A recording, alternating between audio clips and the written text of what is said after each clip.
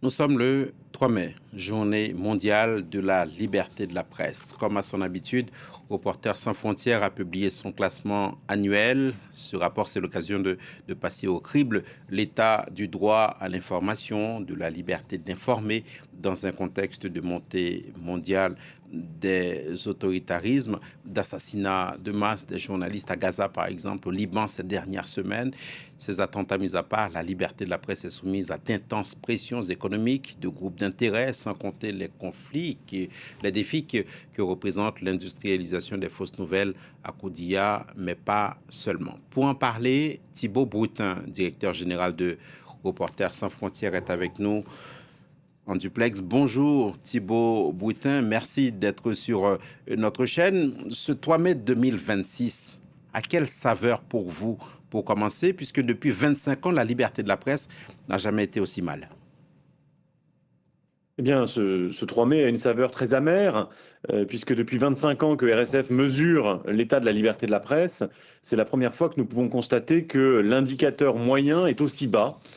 C'est une baisse de près de 20 points en 25 ans. Et je crois que c'est le signe de l'incapacité que collectivement, les pouvoirs publics, les organisations aussi de défense de la liberté de la presse et les organisations de médias n'ont pas pu régler certaines des problématiques les plus profondes de la presse. Je pense notamment à la confiance dans les journalistes, à l'économie des médias, mais aussi au retour de la violence contre les journalistes. Pour la première fois, Thibault Broutin, dans l'histoire de ce classement mondial de la liberté de la presse, plus de la moitié des pays du monde sont en situation difficile ou très grave. Qu'est-ce qui explique cette situation? Eh bien, la liberté de la presse, telle qu'elle est conçue par Reporters sans frontières, c'est plus que la sécurité des journalistes. Ça inclut donc l'économie des médias, une parole politique qui soit respectueuse du travail des journalistes. Cela implique aussi un cadre légal qui permette aux journalistes de faire leur travail, mais aussi la confiance des citoyens et enfin la sécurité. Et sur tous ces champs, on voit qu'il y a une sorte d'offensive qui n'est pas forcément coordonnée ou délibérée, mais on voit des reculs très nets. Ça s'explique par le fait que les politiques publiques, pour protéger les journalistes, pour garantir une économie des médias qui tourne, tout cela a très largement échoué. Donc je crois qu'aujourd'hui, c'est un appel au sursaut que nous voulons formuler, hein, parce qu'il est essentiel de garantir cette fonction sociale essentielle qui est le journalisme. Je crois qu'on a besoin de plus de journalisme dans nos sociétés et pas de moins. Le journalisme rarement autant criminalisé, le droit de la presse est contourné, les lois d'expression ou de droit commun se sont multipliées, un phénomène mondial, vous dites, comment en venir à bout? Alors, il faut comprendre que c'est une véritable lame de fond qui s'explique d'ailleurs avec la mise en place de lois sur la sécurité nationale après le 11 septembre 2001. Et c'est vrai que les journalistes aujourd'hui sont persécutés pour tout un tas de motifs qui n'ont rien à voir avec leur travail journalistique en apparence. Ça va de lois sur la fiscalité, en passant par des lois sur la sécurité nationale ou les fausses nouvelles. Et je pense qu'il faut prendre garde à cet arsenal législatif. La Russie, par exemple, est devenue maître dans son développement. Alors on peut agir tout d'abord en apportant solidarité aux journalistes, en les invitant aussi à se battre devant les tribunaux pour obtenir droit. Et puis c'est très important aussi de mettre un terme à ces procédures et de sanctionner l'usage abusif du droit. Ces procédures bâillons, elles doivent faire l'objet d'une forme de sanction. Il y a des sanctions individuelles qui existent, par exemple, contre les procureurs au Guatemala, qui sont aujourd'hui les principaux acteurs de la persécution des journalistes. Thibault Broutin, RSF, dit en couverture de ce rapport qu'il ne suffit plus d'affirmer des principes, des politiques de protection active sont indispensables, elles doivent être motrices. Je vous cite, lesquelles concrètement? Eh bien, nous avons fait des expériences qui étaient très intéressantes avec notamment un tribunal d'opinion. C'est-à-dire que vous mettez en place un tribunal qui est un tribunal qui n'a pas de compétences juridiques réelles en droit, mais qui est capable de mener des travaux qui sont comparables à ceux d'un tribunal normal. Eh bien, on s'est rendu compte que dans l'immense majorité des cas de crimes commis contre les journalistes, eh bien, les procédures n'avaient pas été pleinement respectées. Les enquêtes n'avaient pas été menées jusqu'au bout. C'est pour ça qu'on en appelle au volontarisme des États. Et prenons l'exemple par exemple de l'Ukraine, qui, quoi qu'en guerre, est un pays qui a décidé de faire de la lutte contre l'impunité des crimes commis contre les journalistes une priorité. Et ça porte ses fruits. vous avez un grand nombre d'enquêtes qui aboutissent à l'identification des dirigeants des forces armées russes qui sont responsables de l'assassinat de tel ou tel journaliste. Donc il n'y a pas de fatalité.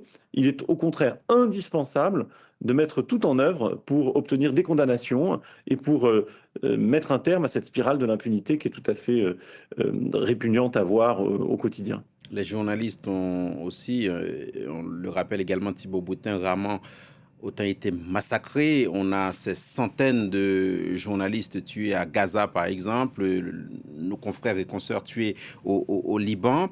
Vous dites que la balle est dans le camp des démocraties. Que font les démocraties face à ces exactions?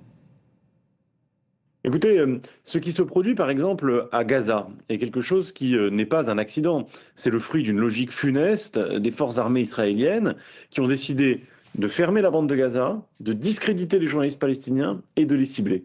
Et ceci est tout à fait inquiétant parce que nous avons face à nous une sorte de poison de la propagande qui laisserait penser effectivement que ces journalistes palestiniens seraient pour certains des soutiens du Hamas, seraient peut-être des terroristes déguisés, alors qu'il n'en est absolument rien. Alors nous, nous en appelons à la suspension de l'accord de coopération commerciale entre l'Union européenne et Israël. Il y a des leviers pour faire pression sur des pays qui ne respectent pas leurs engagements au titre du droit international. Et je rajouterai que ce que Israël a fait à Gaza, nous voyons déjà les forces armées russes le faire en Ukraine avec du ciblage de journalistes par drone avec capacité de vision. Donc il y a aujourd'hui un point de bascule où le droit international n'est plus appliqué. Et dans cet entre-deux se produisent toutes sortes de monstruosités. Et rendons hommage à la résilience des journalistes à travers le monde à l'occasion de cette journée du 3 mai. Thibault Boutin, on va parler, si vous le voulez bien, de la France, 25e dans votre classement, score qui peut paraître honorable, mais c'est quand même 25 rangs après la Norvège qui reste première. Comment est-ce que vous décriez la situation du journalisme en France? Alors si on prenait une logique scolaire, je dirais que la France peut bien mieux faire et que cette 25e position, c'est une position de stagnation.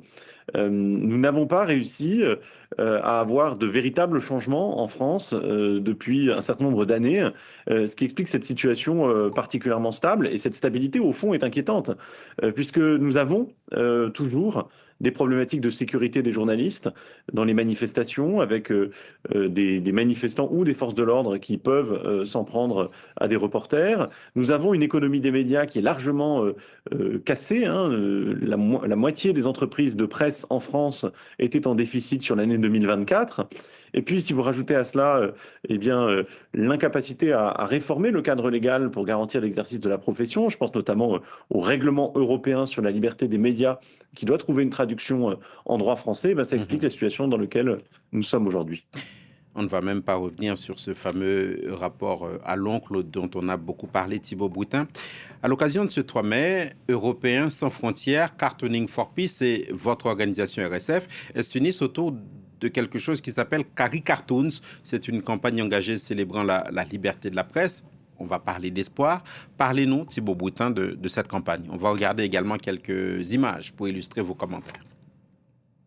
Bien, nous sommes à Reporters sans frontières très séduits par la proposition du dessin de presse, qui est, je crois, quelque chose qui a tendance à disparaître des journaux, des magazines. Et pourtant, le commentaire sur l'actualité par le dessin humoristique, par la caricature, c'est quelque chose qui apporte beaucoup à la proposition de valeur du journalisme. Alors c'est ce que nous voulions célébrer par des dessins de presse qui sont animés. Je crois que c'est une expérience qui est assez rare, assez précieuse et qui vient, je crois, témoigner aussi de l'engagement des caricaturistes, des dessinateurs de presse en faveur de ce journalisme de qualité. Pour rester dans le même sujet et sans qu'on se fasse évidemment l'avocat du diable, est-ce que la presse fait aussi son autocritique, Thibault Boutin? Quand on voit avec quelle délectation certains organes de presse se livrent à de la désinformation, on peut aussi se dire que tout cela n'est pas de nature à créer davantage de confiance entre la population, les citoyens et ces journaux-là, ces organes-là. Oui, le lien entre la confiance des citoyens et le travail du journaliste est assez largement rompu dans un grand nombre de pays.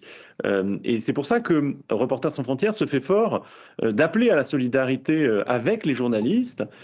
Et les citoyens sont aujourd'hui des acteurs essentiels pour nous.